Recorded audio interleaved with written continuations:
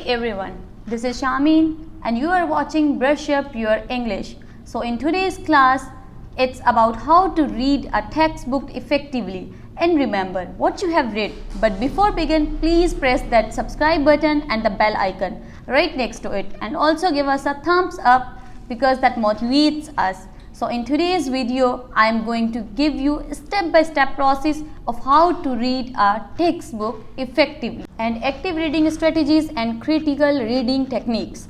Did you know that reading is one of the best ways to improve your speaking? On the other hand, many students don't enjoy reading because they believe they are too slow and it discourages them. Some students even say they forget a sentence as soon as they have read it. If you want to improve your reading and your speaking, this video is for you.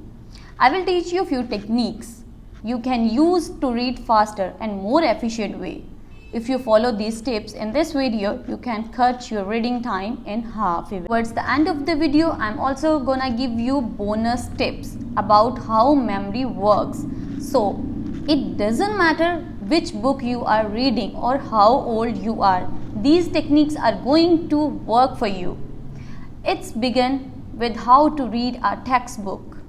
So let's get started.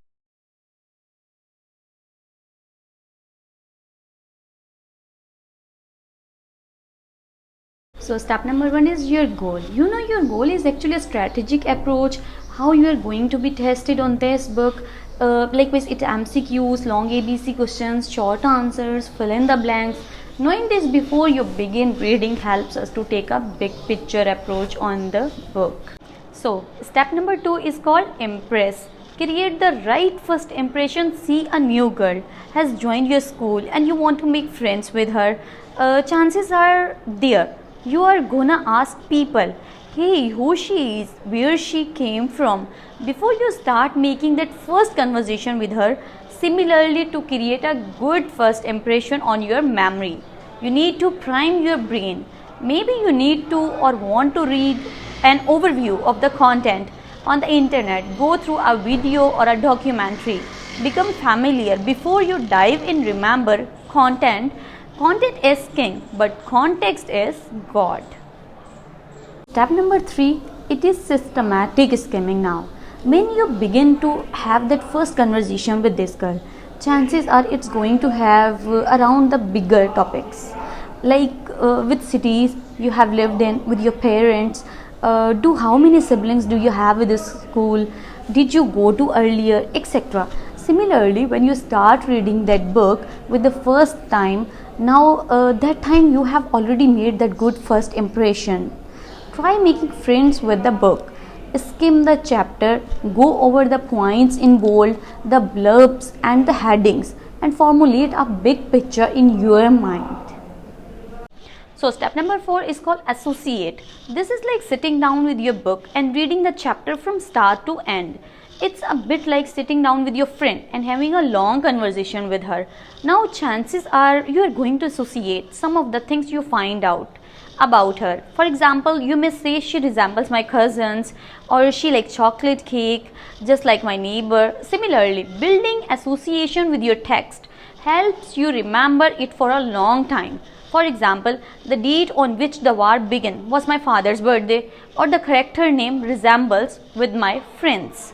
Step number 5, engage your senses. Engage your all senses. Now imagine taking dozens and dozens of clothes and trying to hang them up on a wall on one single hook.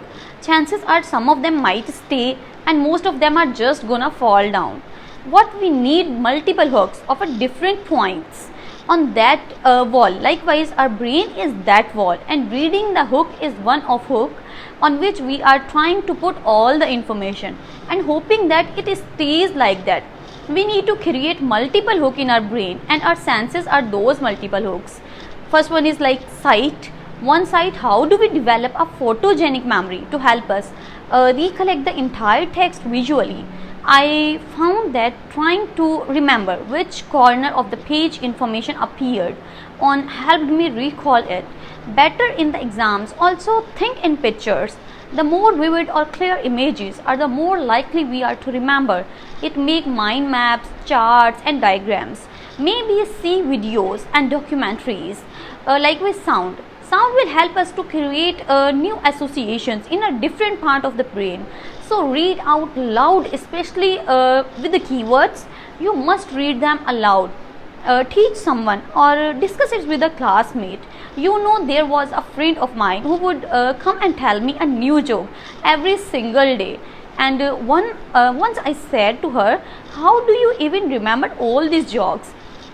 Because I just read a joke and forget it instantly.